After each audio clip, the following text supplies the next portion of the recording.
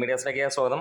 ബറോസിൻ്റെ മൂന്നാം ദിനത്തെ കളക്ഷൻ റിപ്പോർട്ടുകളിലേക്ക് കടന്നു ചെല്ലാം. അതിന് മുമ്പ് ചാനൽ ആദ്യമായിട്ടാണ് കാണുന്നത്, ഇതുവരെ സബ്സ്ക്രൈബ് ചെയ്തിട്ടില്ലെങ്കിൽ സബ്സ്ക്രിപ്ഷൻ ഒന്ന് പരിഗണിക്കണമെന്ന് വിനീതമായി അഭ്യർത്ഥിക്കുകയാണ്. സിനിമ ഇറങ്ങി 3 ദിനങ്ങളാണ് പിന്നിടുന്നത്. മൂന്നാം ദിവസം വെള്ളിയാഴ്ച സിനിമയ്ക്ക് 680ഓളം ഷോകളാണ് ട്രാക്ക് ചെയ്യപ്പെട്ടിരിക്കുന്നത്. 39,000-ഓളം ജനങ്ങൾ കണ്ടതായിട്ടാണ് റിപ്പോർട്ട് ചെയ്യപ്പെടുന്നത്. 21.29% ഓക്യുപ്പൻസി ഇന്ന് വെള്ളിയാഴ്ചയുള്ളത്. സിനിമയ്ക്ക് ഇതുവരെ ലഭ്യമായ കണക്കുകൾ 9 മണി വരെ വൈകുന്നേരം ഉള്ള കണക്ക് എന്ന് പറഞ്ഞു കഴിഞ്ഞാൽ 72,34,000 രൂപയോളമാണ്. ഇന്ന് പ്രതീക്ഷിക്കുന്നത് ട്രാക്കേഴ്സ് മുഖാന്തരം 89 ലക്ഷം രൂപയോളമാണ്.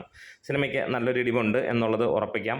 എന്താണേലും ഇന്നും പ്രതീക്ഷിക്കുന്നത് സിനിമയ്ക്ക് 1.5 കോടിക്ക് അടുത്തുള്ള കളക്ഷൻ ആയിരിക്കും എന്നുള്ളത് തന്നെയാണ്. ആദ്യ ദിനം സിനിമ 3.5 കോടി നേടി. രണ്ടാം ദിവസം സിനിമ ഏറെക്കുറെ 2.5 കോടിക്കടുത്തും നേടിയിരുന്ന ആണ്. അതിനുശേഷം ഇപ്പോൾ അതിൻ്റെയും താഴേക്കാണ് സിനിമയുടെ കളക്ഷൻ പോകുന്നത്. മോഹൻലാലിൻ്റെ ആദ്യ സംവിധാന സംരംഭമാണ് പക്ക 3Dയിൽ വന്ന ഈ ഒരു സിനിമ. ഇതിനോടകം തന്നെ ആരാധകർ കൈവിട്ട ഒരു കാര്യം നമുക്ക് കാണാൻ കഴിയുന്നു. പ്രത്യേകിച്ച് ഫാൻസിന് വേണ്ടി ചെയ്ത സിനിമയൊന്നുമല്ല. ഫാൻസിൻ്റെയും സിനിമകൾ ഓടിക്കോളും. മോഹൻലാൽ ഇത്ര വർഷങ്ങൾ നിന്നതും ഫാൻസിനെ മാത്രം ബേസ് ചെയ്തിട്ടൊന്നുമല്ല. അപ്പോൾ തീർച്ചയായിട്ടും ഒരു കാര്യം ഇവിടെ ഉറപ്പിക്കുകയാണ്, ബറോസ് എന്ന ചിത്രം മികച്ച രീതിയിൽ തന്നെ മുന്നോട്ട് പോവുകയാണ്.